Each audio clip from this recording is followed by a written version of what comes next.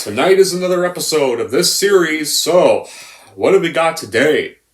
Well, tonight, it seems like Shadow has requested me to watch a film where a tagline is Love Never Dies, and it's, of course, a very popular adaptation of a certain vampire from the 90s. Drop on by the Clown Cafe. Drop on by the Clown Cafe. The grub is downright gruesome, but your appetite's obey. 'Cause food's a little funny, food's a little funny, food's a little funny at the Clown Cafe.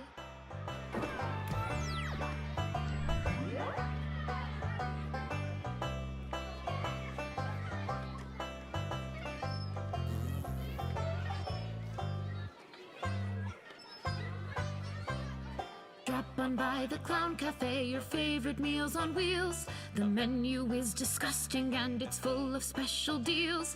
Nothing here is good for you, so grab yourself a tray. 'Cause food's a little funny at the Clown Cafe. Drop on by the Clown Cafe. Drop on by the Clown Cafe. Gobble up your order quick before it runs away. 'Cause food's a little funny at the Clown Cafe. Why not visit after school and have yourselves a bite? An appetizing appetizer certain to delight. We haven't done it right unless it makes your teeth decay. 'Cause food's a little funny at the Clown Cafe. Drop on by the Clown Cafe. Drop on by the Clown Cafe. The grub is downright gruesome, but your appetites obey. 'Cause food's a little funny, food's a little funny, food's a little funny at the Clown Cafe.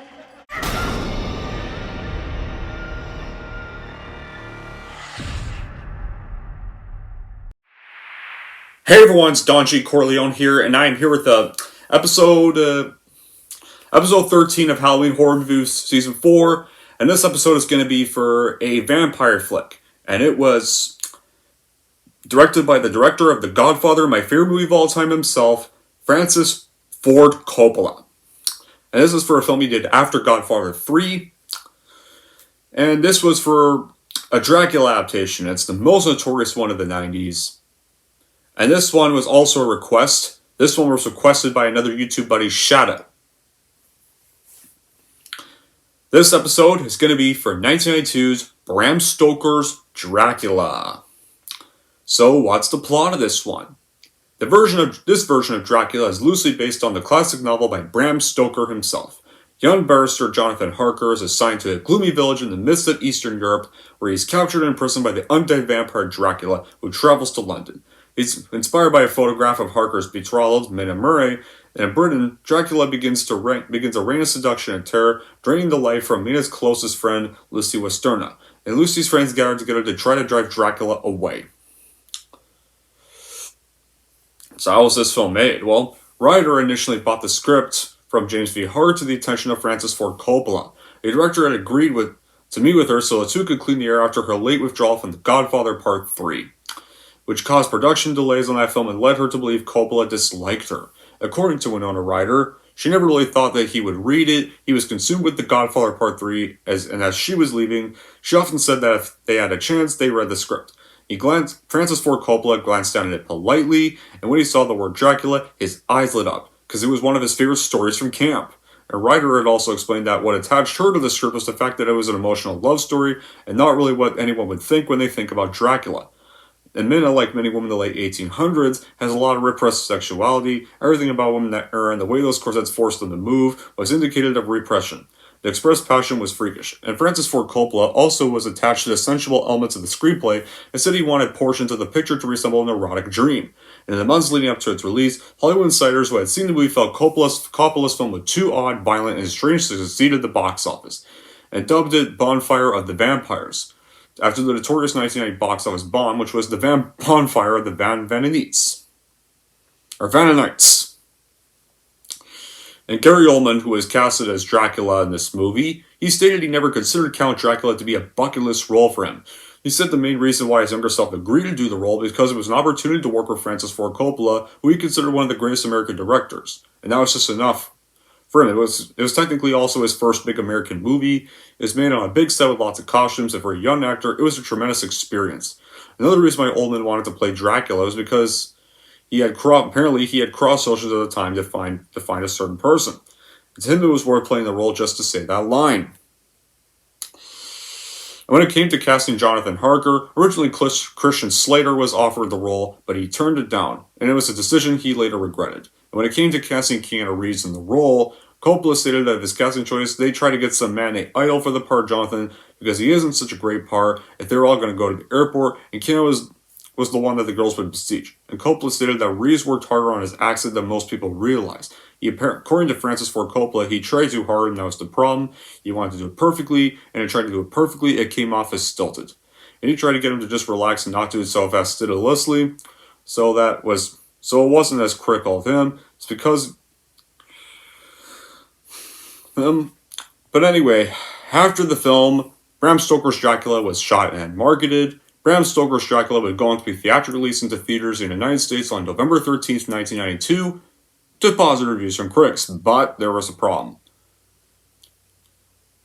The movie still received criticism for Reeves' performance and English attempted accent. And at the box office, the film opened at number 1 in the United States, and it grossed $215 million worldwide against a production budget of $40 million. And it was nominated for 4 Academy Awards, and it won 3 for Best Costume Design, Best Sound Editing, and Best Makeup, and being nominated for Best Art Direction. And its score was composed by Wojciech Kilar, and its closing credits themed Love Song for a Vampire was written and performed by Annie Lennox, and it became an international success. As for my reaction, well, I just said this was requested by Shadow, so I watched it last weekend, and I will say this. This film was no doubt probably the best Dracula adaptation I have honestly seen. Now yeah, I'm not usually... The Godfather is my favorite movie of all time, but the only problem is, that being said though, I'm not the biggest fan of Francis Ford Coppola because, for those of you who are familiar with Jeepers Creepers and the whole Victor Salva stuff, he supports Victor Salva's crimes. Yeah. That's why. Even though the guy's directed my favorite movie of all time and my favorite sequel of all time combined as well, I think this film might be the last good he ever did. Bram Stoker's Dracula to me is what gets the old days of the Dracula character right. It's visually stunning, and it's particularly so with beautiful colors, wild special effects, lavish sets, and a handful of pretty women led by Winona Ryder.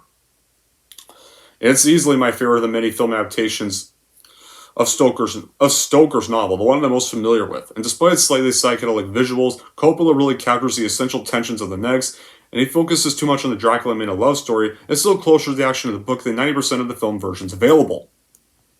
And it isn't all beauty. There's some horrific bloody moments in here. This was my second time rewatching this. First time, I didn't know what was going on. I was kind of getting introduced to horror around the time. It was around 2012 when I first saw this, but second time I finally rewatched this like 11 years later. And it's a great film, and it's definitely my favorite of the adaptations. It's definitely not like scary per se, but it's a great adaptation of the character. Many later Dracula films in this era, in the 90s era, or modern Dracula films today, often take and add elements from the iconic book, but this is one of the first ones to adopt the source material verbatim. A choice that sometimes works in its favor, but sometimes kind of doesn't. And at 2 hours and 10 minutes, it is a bit long, but there are a few lulls, if anything. Gary Oldman easily gives his normal intense performance as Dracula, and it doesn't hurt to have Anthony Hopkins in the film. I've never read this book, guys, so I can't really mention any differences of the novel or movie here. I found Bram Stoker's Dracula excellent. The costume design, the camera work, the lighting, the makeup effects are all good, and they make for an atmospheric movie. It's a truly outstanding and amazing film. It's told in such an epic fashion, and I think the movie is perfect runtime. And Hopkins as Van Helsing is as good or sometimes really better than any other interpretation I've really likely seen of the character, and more of the story could have been told, or secondary characters maybe developed more. Like the Texan, for example, it seems out of place. It could have used some background. And Anthony Hopkins is good as Van Helsing, but he doesn't enter the movie until like the second half of the film. And I love that throughout Dracula, there was a strong element of fate, not chance. From the very moment we see Vlad and Elisabetta being separated for actions not entirely of their own accord, but it's vital for a story about romantic horror to work. And it's clear that at some point in the future they'll cross paths again, even the road to this re-encounter will be a bloody one. And it matters been left as they were in the novel, as often they must have been originally were. Dracula being this one-dimensional evil, it would have been much darker, grim monster story. Under Coppola, though, Dracula becomes human, and it's the true romantic anti-hero. And as is with many anti-heroes, he comes with much baggage and centuries of marinating in his self-absorbed ego within the ruins of his castle in Transylvania, and it's a wonder he's able to seduce Mina Harker when he catches up with her in 1897 London. And of course, not being quite human in flesh, he's able to manipulate his own energy into the form of a beast or a mist. Knowing his Elisabetta is out there after all, he begins extending his subtle self by one happiness with Jonathan Harker, aka Minamura's fiance, and he creates a storm while being transported on a Demeter from his native land to London, and he approaches the new land, and Mina feels a shadow move around her, and soon Lucy Westenra, her best friend, is a victim of a horrible vision equal parts lust and terror. Mina, of course, does not see Dracula until later in a beautiful sequence where they both meet on the streets of London, and they converse in a museum where chaos erupts around them. It's a reaction to his own dark nature, and their acquaintance is formed and evolves until Mina can almost see herself in her prior incarnation. Yes, it departs from them. And Coppola really knows what he's doing here. He's making this horror accessible. He's making Dracula a tragic figure and resolving that which was left in shambles. And there are some truly outstanding things in the film I'll go more into detail with. The editing in this movie is excellent. I love the way they worked with dissolves, the hypnotic feel, they created with the careful editing, and every frame just flows in the other. It's the whole style just grabs you and it never lets go of you throughout the entire film. I just could not turn my eyes away from the screen. The acting, phenomenal acting right here. Gary Oldman is definitely, so far, the best Dracula I have seen in cinema, personally. He's seductive, he's strong, he's bad and scary in his own distinctive way, and he's really romantic as well. Anthony Hopkins, heck, he's pretty enjoyable as Van Helsing and quite ironic. And Winona Ryder is a great Mina. She's beautiful, she's innocent, and she looks great in these Victorian costumes.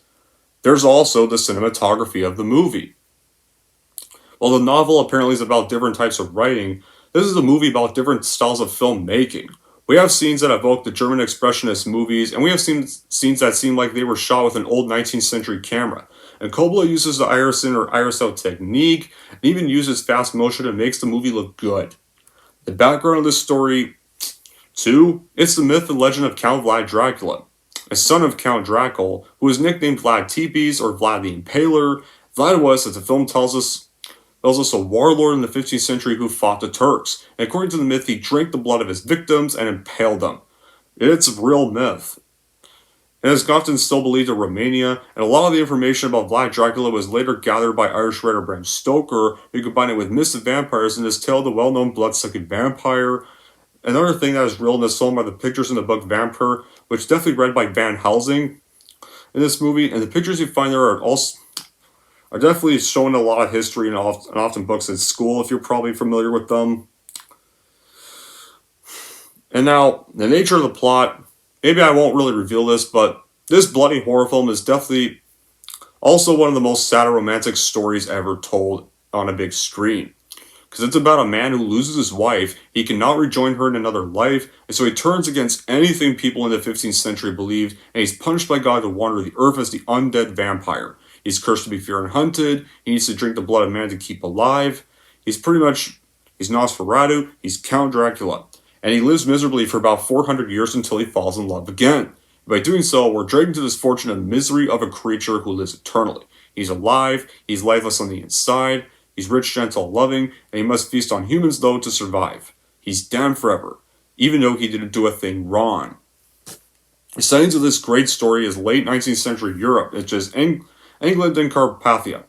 Carpathia is not really a well-known place, it's more on the wild side of Europe, and all bears with the mysticism of the story and the epic and tragic background. As for Dracula himself, he drags us into a world of blood, lust, and erotica. It seems only to be driven by his great love for Mina, and the need of being together with her is definitely true love. And more about Gary Oldman's Dracula.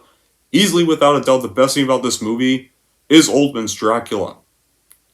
His Dracula is like a mix of the scary-looking Nosferatu from Nosferatu, the gentleman and sensual Dracula played by Bela Lugosi and Christopher Lee in the earlier versions. The result is a Dracula that we can both fear and feel for. And yes, Gary Oldman really is my favorite Dracula. The sequences between Oldman and Winona Ryder are definitely really well done, and it's quite some passion on screen. You really do believe the romantic chemistry. It doesn't feel forced. It's not like that garbage bullshit at Twilight with Bella and Edward. No. Anything but that. This is an actually believable romantic chemistry. You actually really want these two to be together, even though Dracula is a vampire who has to feast on flesh.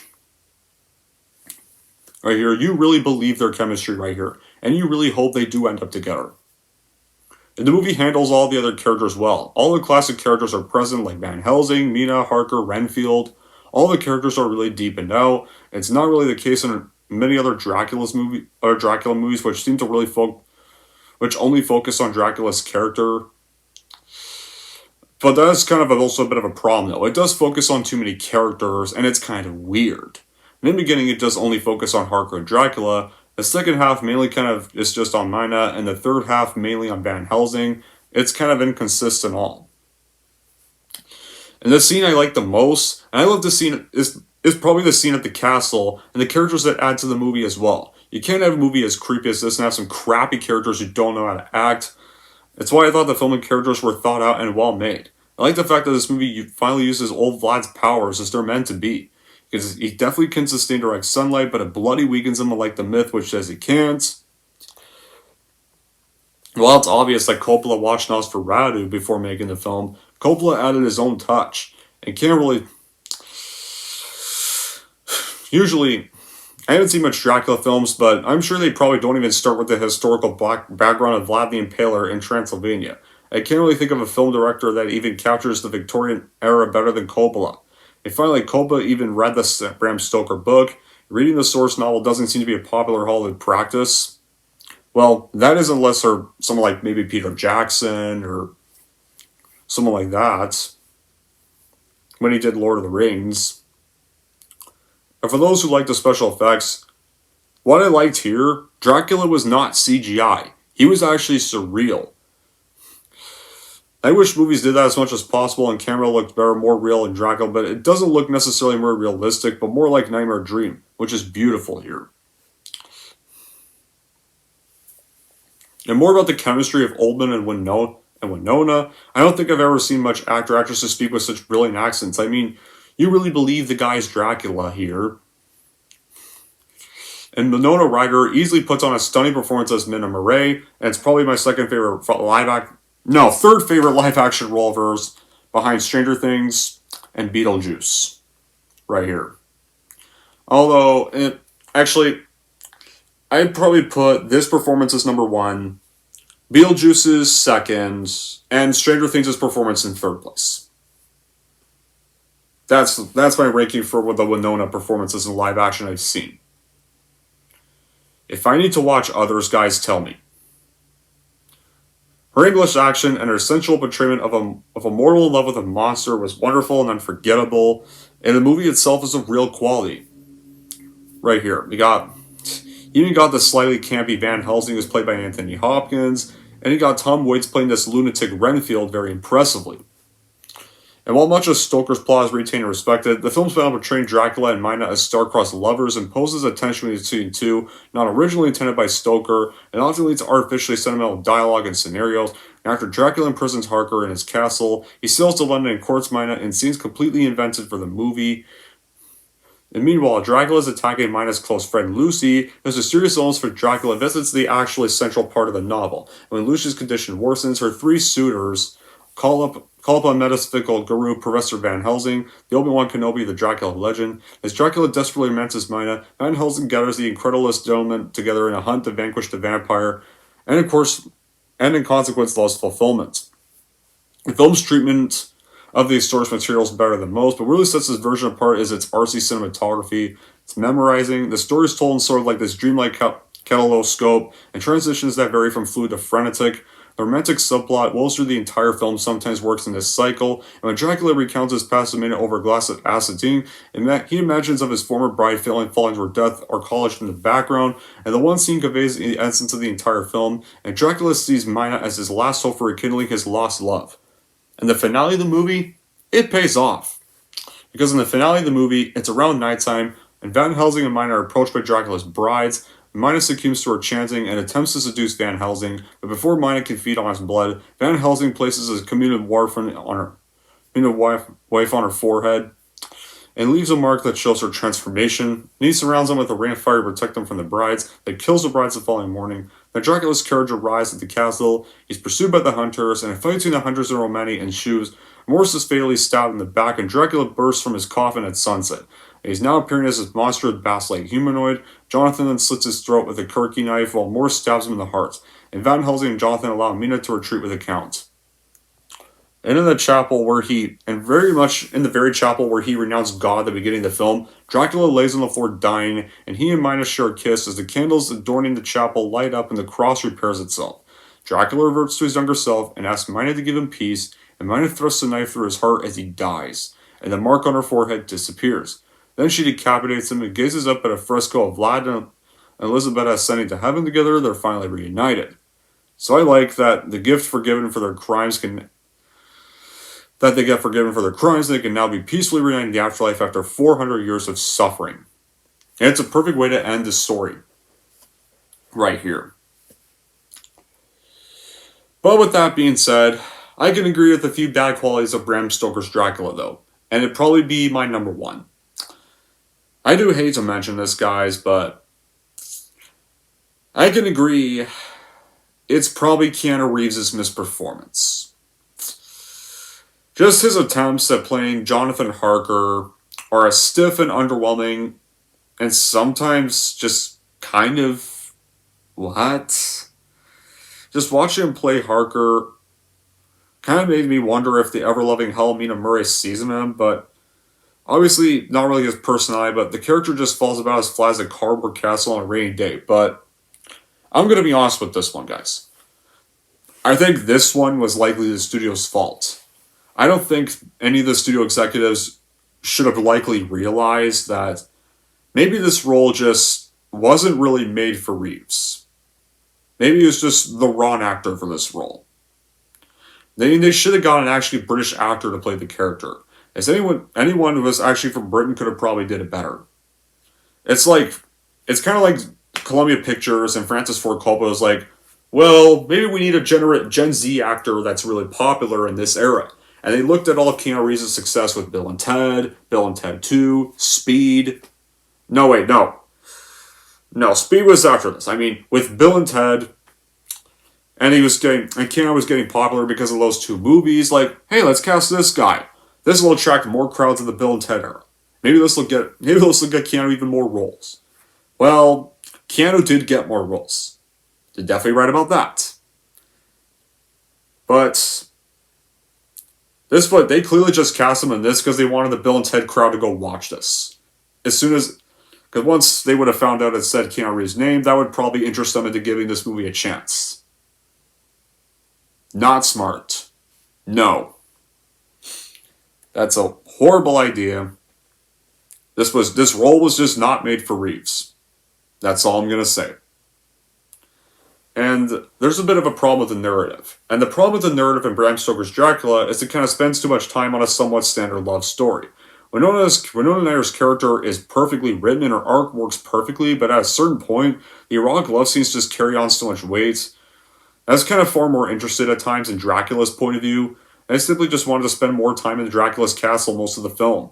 The first chunk of the film was kind of consistently engaging, both visually and thematically, and it's a pity the rest of the movie just never manages to get back to that level.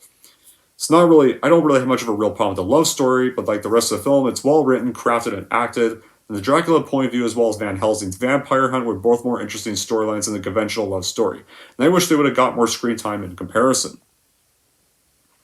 And the screenplay of the movie at times also, it's slow and tacked very slow. The movie it is long, so it does feel so slow that by the time the movie reaches climax, you'll start feeling that the movie could have stopped at some point. And the climax of the movie is definitely good, but there's still the viewers, though, that aren't really too used to seeing a film like this. They'll get exhausted by the time the movie reaches its climax due to its low speed. However, other than those problems in the movie being slow at times, Bram Stoker's Dracula, I think, is still a wonderful adaptation of the character, and it should be totally watched by horror fans who haven't even seen this movie yet or even knew of this movie. In the end, Bram Stoker's Dracula is absolutely worth a watch and buy for Dracula fans that want to see the perfect adaptation of the Dracula character. Anyways, that's it for my review of Bram Stoker's Dracula, and if you're wondering how to rate Bram Stoker's Dracula, here's how I'm going to rate this movie. So overall, if you love the Bram Stoker story of the character and want the right adaptation of the Dracula character, then this is totally a worth watch and buy for you guys, and it definitely deserves to be a part of your collection, no doubt. And if you're wondering how I'm going to rate Bram Stoker's Dracula, I'm going to give Bram Stoker's Dracula a 9 out of 10. And there we go! That wraps up my review for Bram Stoker's Dracula. So, what's the next episode going to be? Well, the next episode's not going to be for a movie review, but it's going to be for a ranking. Because, guys, tomorrow is going to be a certain date. And you know what that certain date is? Yes, guys, our next episode's going to be a franchise ranking. And because tomorrow's going to be Friday the 13th, we're going to be ranking all of the Friday the 13th movies to celebrate Friday the 13th. And some opinions on some of these movies have actually kind of changed over time. So you'll be surprised where some different opinions have formed. Until then, guys, that'll be it for this episode. Thank you all for watching. If you like this and want to see more, don't forget to like and subscribe to Don G. Corleone.